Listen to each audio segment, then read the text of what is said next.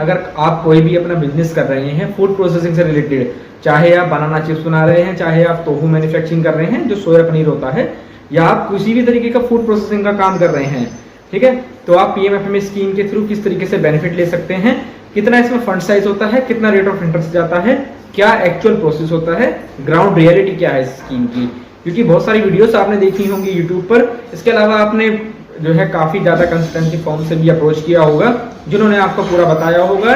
90% में केसेस में कह सकता हूं कि आपको फुल जो एक्चुअल ग्राउंड रियलिटी है, जो लाइक इसका तरीका है, वो किसी ने नहीं बताया होगा। क्या क्या ऑब्स्टेकल्स आते हैं, क्या क्या प्रॉब्लम्स आती हैं जो फेस करनी होती है किसी भी प्रोप्राइटर को, किसी भी कंपनी को या किसी भी ग्रुप को, अगर वो इस स्कीम में अप्लाई करता है और फंडिंग के लिए जाता है, ठीक है, वो सारी चीज एक्चुअल रियलिटी में इस स्कीम की बताने वाला हूँ। पीएमएफएमई स्कीम में जो है सरकार आपको फंड देती है, 50 लाख तक का लोन मिलता है। इसमें कोई भी ग्रांट नहीं होता, लोन मिलता है आपको। इसमें सब्सिडी भी होती है 35% तक सब्सिडी के साथ में। अगर आपका कोई फूड प्रोसेसिंग का बिजनेस है तो आप 35% सब्सिडी के साथ में 50 लाख तक का लोन अप्लाई कर सकते हैं पीएमएफएमई स्कीम के थ्रू। इसमें पूरा प्रोसेस क्या होता है उसके बारे में बात कर लेते हैं। सबसे पहले बात करेंगे एलिजिबिलिटी क्राइटेरिया के बारे में। आपका अगर कोई बिजनेस सर्विस सेक्टर से आता है या किसी और मैन्युफैक्चरिंग सेक्टर से आता है तो आप इसमें एलिजिबल नहीं है। केवल और केवल ये स्कीम फूड प्रोसेसिंग के लिए डेडिकेटेड है। आपका बिजनेस उस तरीके का होना चाहिए जहां पर आप प्रोसेस कर रहे हैं, किसी भी प्रोडक्ट को पैकेज करके मार्केट में बेच रहे हैं, तब आपका जो है ये प्रोजेक्ट या आपका जो बिजनेस है ये इस स्कीम के लिए एलिजिबल है। ऐसा नहीं है कि आप वाटर प्लांट खोलते हैं तो आपका एलिजिबल है, इसमें एलिजिबल नहीं है। आप पानी की बोतल बना के पानी मतलब बोतल में पानी भर के बेच रहे हैं तो भी एलिजिबल नहीं है। पैकेट बेच रहे हैं तो भी एलिजिबल नहीं है। रेस्टोरेंट खोल रहे हैं तो भी एलिजिबल नहीं है। लेकिन अगर आप दूध से दही को पैकेट करके प्रोसेस करके बेच रहे हैं तो आप इसमें एलिजिबल हैं। आप दूध से पनीर बना के बेच रहे हैं तो आप इसमें एलिजिबल हैं। आप केले से लाइक पाउडर बना रहे हैं, चिप्स बना रहे हैं तो आप इसमें एलिजिबल हैं, ठीक है। आप पैकेज आटा बेच रहे हैं, पैकेज मसाला बेच रहे हैं, मसाले को पैक करके मार्केट में अपने ब्रांड से बेच रहे हैं तो आप इसमें एलिजिबल हैं। फंड साइज मैंने आपको बता दिया, 50 लाख तक का फंड होता है। सब्सिडी की बात करें, सब्सिडी इसमें 35% होती है। 50 लाख अमाउंट पर अगर सब्सिडी को कैलकुलेट किया जाए तो वो करीब 17 लाख के आसपास होती है, लेकिन सरकार आपको देती नहीं है उतना। सरकार की एक लिमिट है कि आपकी अगर लोन अमाउंट इतना है कि जिसका सब्सिडी हम कैलकुलेट करें वो 10 लाख से ऊपर पहुंचता है तो आपको मैक्सिमम 10 लाख सब्सिडी मिल पाएगी, ओके। यानी अगर आप 30 लाख लेते हैं उसका 35% 10 लाख से आसपास आता है तो आपको 10 लाख मिल जाएगी सब्सिडी, ओके। अगर आप 10 लाख के लिए अप्लाई करते हैं तो 35% यानी कि आपको 3.5 लाख सब्सिडी इसमें मिल जाएगी। बट इसमें एक और क्राइटेरिया आपको बैच करना होता है कि 10% कॉन्ट्रीब्यूशन आपका खुद का भी रहेगा इसमें। अगर आप 50 लाख के लिए जा रहे हैं 5 लाख रुपए आपके पास होने चाहिए। 30 लाख के लिए जा रहे हैं तो भी आपके पास 10% होना चाहिए, 3 लाख रुपए, ठीक है। तो ये सारी चीजें देखी जाती हैं, ये सारी चीजें कंसिडर होती हैं।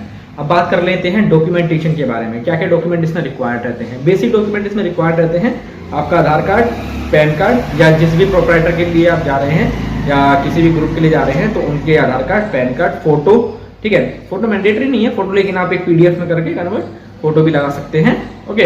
आधार कार्ड, पैन कार्ड, फोटो, आपका जो भी मशीनरी इसमें खर्चा आएगा उसकी आप कोटेशन दे सकते हैं। अगर कोटेशन नहीं है तो आप एक रफ लाइक प्रोजेक्ट रिपोर्ट में सारी चीजें डाल सकते हैं, ठीक है। प्रोजेक्ट आता है आपका यूटिलिटी बिल जैसे कि पानी का बिल आप लगा सकते हैं, बिजली का बिल आप लगा सकते हैं, ओके। ये सारी डॉक्यूमेंट जो है बेसिक आपके रिक्वायर्ड रहते हैं इस स्कीम की बात की जाए तो ये कंप्लीट प्रोजेक्ट बेस्ड फंडिंग है। इसमें कोई भी आपका कोलेटरल, कोई भी आपको सिक्योरिटी देने की जरूरत नहीं होती है।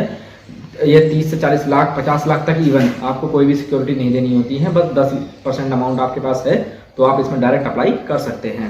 ये प्रोजेक्ट बेस्ड फंडिंग कहलाती है। प्रोजेक्ट बेस्ड फंडिंग वो होती है जिसमें आपका एक प्रोजेक्ट रिपोर्ट बनती है। प्रोजेक्ट रिपोर्ट में आपसे सरकार 3 से 4 चीजें पूछेगी।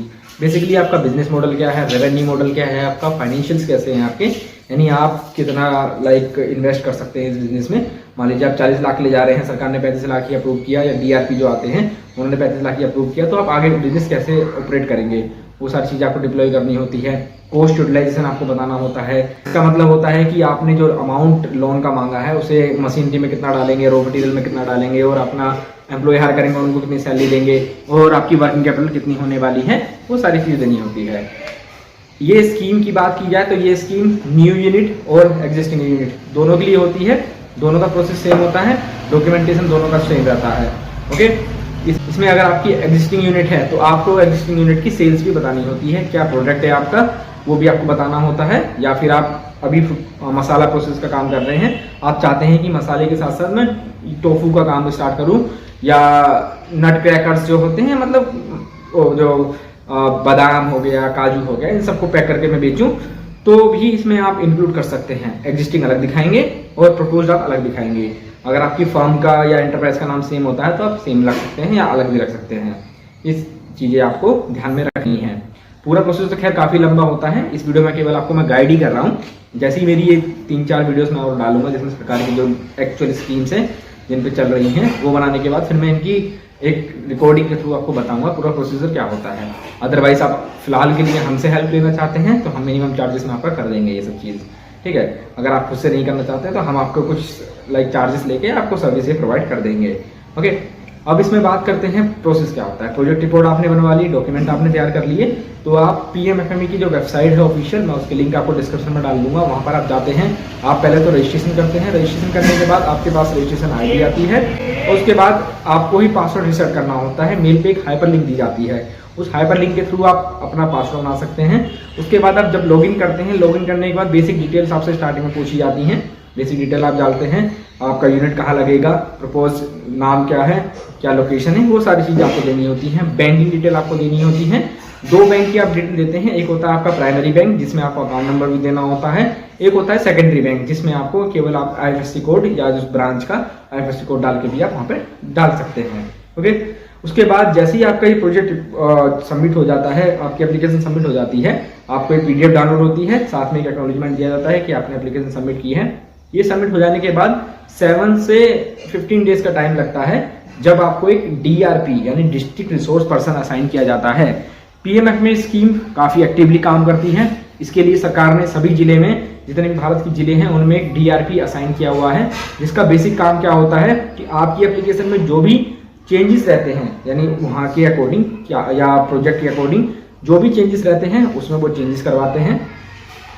चाहे आप कितने भी परफेक्शन से बना लीजिए, ठीक है, कितने भी परफेक्शन से आप प्रोजेक्ट रिपोर्ट बना लीजिए, कितने भी परफेक्शन के साथ में 100% आप एफर्ट डाल के कितने भी परफेक्शन के साथ में आप इसमें काम कर लीजिए, DRP वाले चेंजेस करवाते ही करवाते हैं, ठीक है। DRP वाले आपसे चेंजेस करवाएंगे और फिर उसमें प्रोजेक्ट रिपोर्ट में भी आपको चेंज करना होगा, कुछ एप्लीकेशन में भी चेंज करना होगा।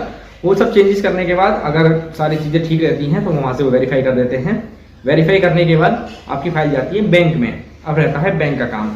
बैंक का काम सबसे मुश्किल रहता है। इसका रीज़न क्या है कि बहुत सारी इंडिया में कंसल्टेंसी फर्म्स हैं, ठीक है।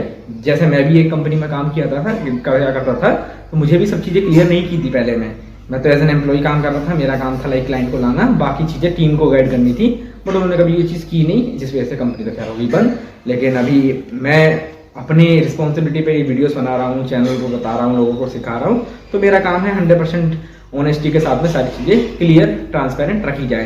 तो बैंक का काम कैसे लगता है, अगर आपके पास 10% मार्जिन मनी नहीं है तो बैंक आपको फंड नहीं देगा। दूसरी चीज़, आपके प्रोजेक्ट में कितना कंपटीशन है, कितना आप सेल्स जनरेट कर सकते हैं, वो पोटेंशियल है या नहीं है। ऐसा तो नहीं है कि हवा में आपने सोच लिया कि 1 करोड़ की मैं साल की सेल कर दूंगा। इस तरीके की अगर आपकी प्रोजेक्शन भी रहती है तो भी बैंक आपको सवाल उठाएगा और आपसे चेंजेस करवाएगा। ये सारी चीज़ें अगर आपकी हो जाती हैं तब आपका जाके फंड डिसबर्स होता है।